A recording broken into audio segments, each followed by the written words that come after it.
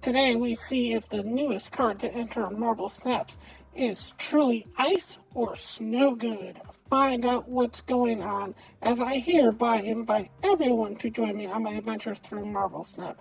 Hey everybody, it's Annabelle.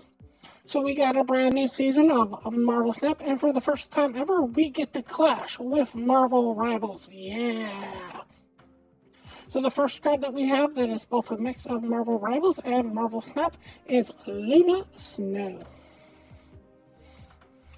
Luna Snow was orphaned at an early age, so in order to help support her grandmother, who was raising her, she decided to use her singing talents to launch a music career.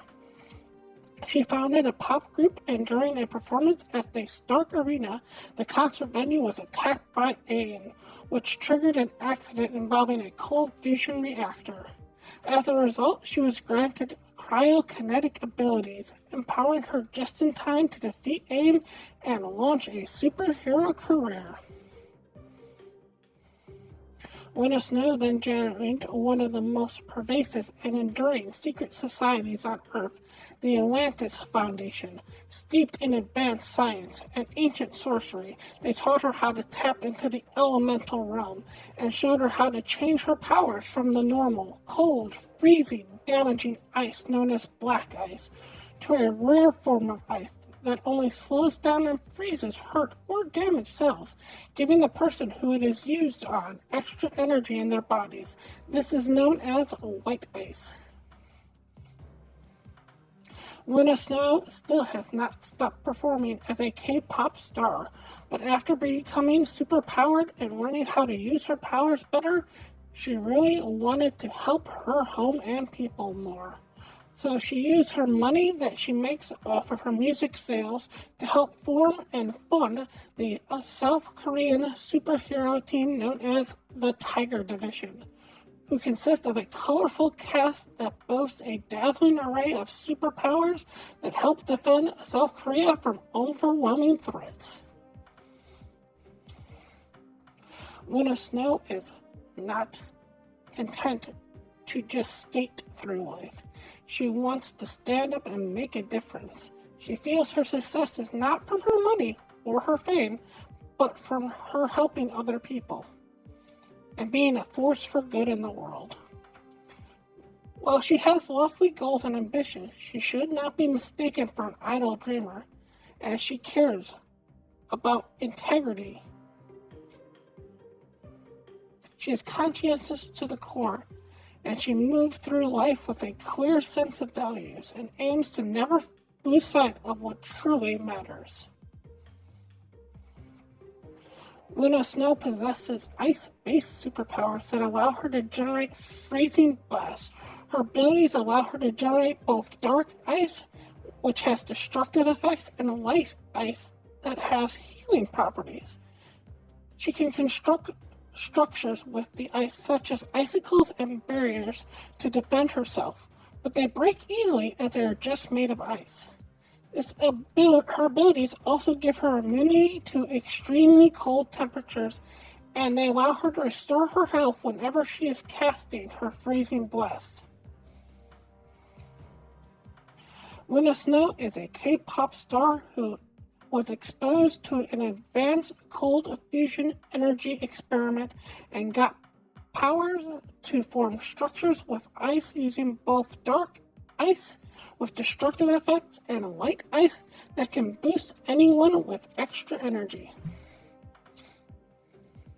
This is represented in Marble Snap, as when she comes onto the stage, she will form a structure of ice on each side that can boost each player with extra energy, but they can break easily as they are only made of ice. So in Marble Snap, what this card is she is a 3-cost, 5 power that says on reveal, you will add an ice cube to each side of the location that you play her in, both your side and your opponent's side. So let me show you quickly what an ice cube looks like.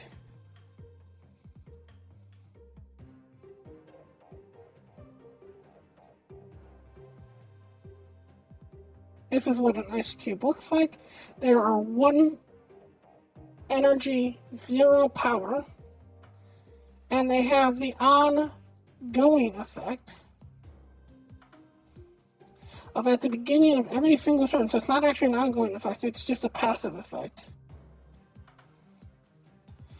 At the start of each turn, your turn and your opponent's turn, you'll get 1 energy if you have the ice cube up, and your opponent will get 1 energy if they have their ice cube. So she gives 1 ice cube to both sides. So you're giving 1 energy to your opponent the next turn, and you're getting 1 energy to your opponent next turn, unless somehow you can destroy your ice cube. But be warned, if you destroy your own ice cube, you'll also lose that energy going forward. So all in all, I figured that she's about a 3-star card, and let me go through some of the reasons why she ended up being a 3-star card.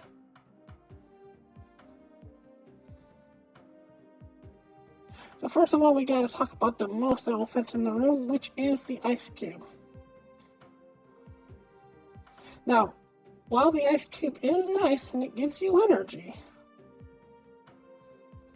the other problem that you have to worry about is that it's giving your opponent energy too. One of the reasons that nobody ever plays Crystal is because not only does it draw a card for you, it draws a card for your opponent. And giving your opponent any kind of slight edge, any kind of slight ability, means that they can take just as much advantage of it as you can. The other card that you basically got to think about is it kind of works like Cord because it is still throwing a rock at them. But the problem with this is, and just to be known, this is one of the things that has been discussed. The ice cubes may come out in future expansions. Other characters might be able to throw an ice cube at you, or other locations might be able to put up an ice cube, so just be warned about that. Now, anytime you're talking about energy manipulation, you always have to be cautious because any energy manipulation is very huge on your side. But again, the issue that you got to remember is that you're also giving energy to your opponent. So you have to try to either not care that you're giving them energy, or try to actively find a way to destroy their ice cube. Now, the joke card that's been brought up somewhat has been Electra, saying that basically if you play the Luna Snow on 3, you can basically have the free energy to play whatever 4-drop you're going to play, and play the Electra on 4, because you get the +1 energy. The only problem with that is if you're talking about having Electra and Luna Snow is basically just a Sabretooth. So if you throw the Electra on her, you get the +2, and then you get the +1 for the rock. So that's 5, 6, 7, 8. You basically have 3 slots locked up for all intents and purposes with 8 power. Now, it does work the same way as the Widow's Bite, where if you fill up the lane, it will destroy itself. So you can have some fun with playing something like Sage, where you play down the Sage and it blows up the ice cube, and then you get to play 1 more card on top of it. There's also a theory where basically you play some form of armor on this, where you put down the ice cube and you put down the armor, and then you maybe even put down White Widow itself, and basically you've locked out your opponent. The problem is if you're putting down armor and you're putting down Luna Snow and you're getting the ice cube because the ice cube has to show up at her location, and then you're finally playing the White Widow, you've locked up your location. And that's not that big of a power spike. It's not that bad of a power spike, it's just not that big of a power spike. Another way of playing the ice cube out is to play with Red Guardian. Because you play the Red Guardian, the ice cube's most likely going to be the lowest thing on their board. It silences it, they don't get the energy manipulation. 3-3 is not the end of the world, but again, it's not that big of a step because what you're trying to do is you're trying to skip the 4 at the very least. So you're trying to go straight to 5. And to play Red Guardian after you play the Luna Snow, you're playing a weak 5 because Red Guardian's not that good of a 3. Now, one of the funniest things that you can look into doing is actually playing Lady Deathstrike, who comes in the Spotlight Cache also.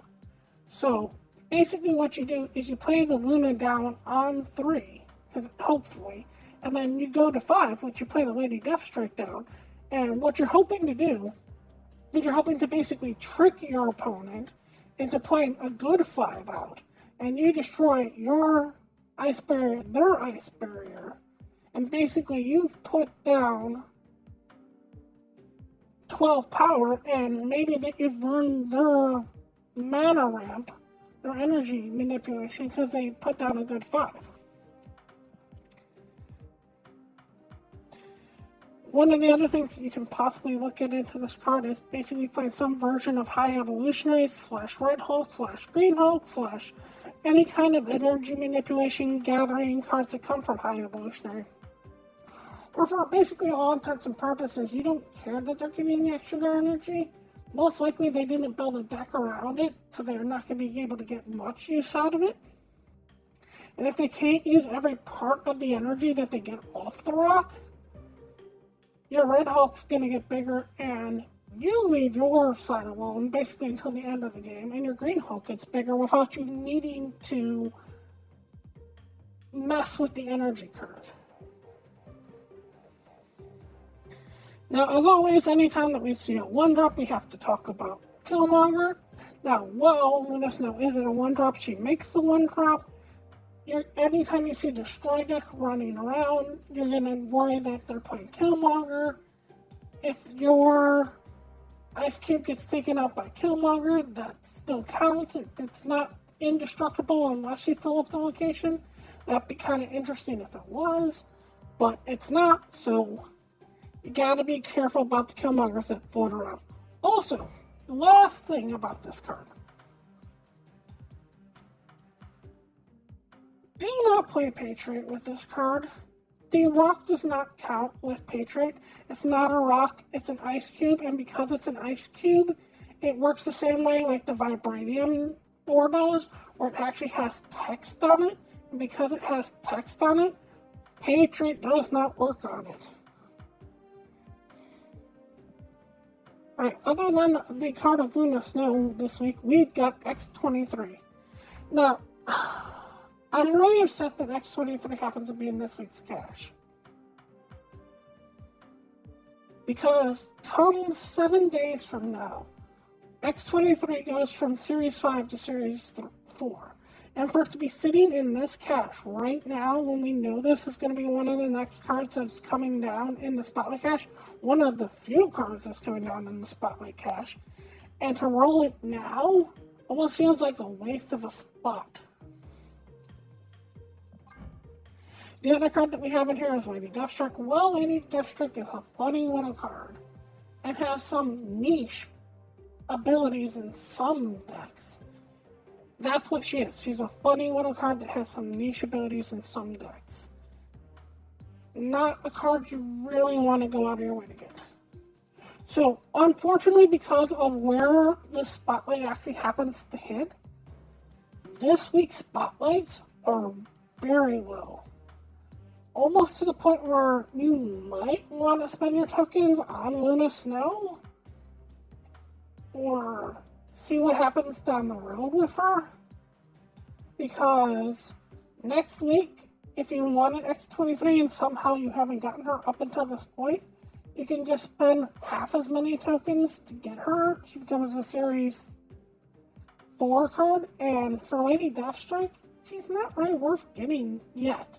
I don't know if she ever will be worth getting, but she's not a bad card, she's just a unique card, I should say. We're still going to roll because that's what we do for content, so let's find out what's in the box. box is Generous Wolf. Nice. Fortunately, I already have that one, so I will try to figure out some other card to do this week. I want to thank you all so much for watching, and as always, remember, play for fun.